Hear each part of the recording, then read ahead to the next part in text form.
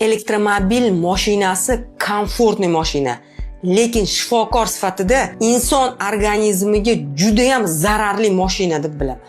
Elektromobil mashinasini ko'rib og'zingiz ochiladi. Prям shunaqa komfort, shunaqa yumshoq, yo'lni ko'rsatadi, mashinaga tep ketyapsizmi yo'qmi darrov ovoz chiqazadi.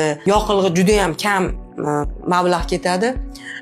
Lekin водитель o'tirgan joyini tasavvur qiling. Tagini bir elektrostansiyada qancha batareyalar bor, elektromagnitniy polida o'tiribdi.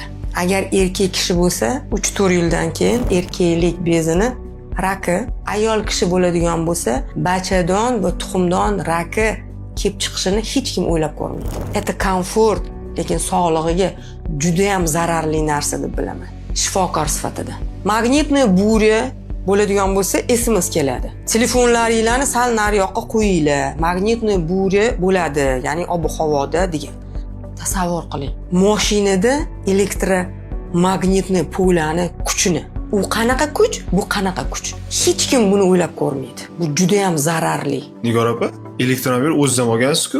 Men bilmagan edim. O'g'lim bizga surpriz qilib 1 yil avval adasi bilan menga elektromobil mashinasini sovg'a qildi. Noilojlikdan haydab yuribmiz.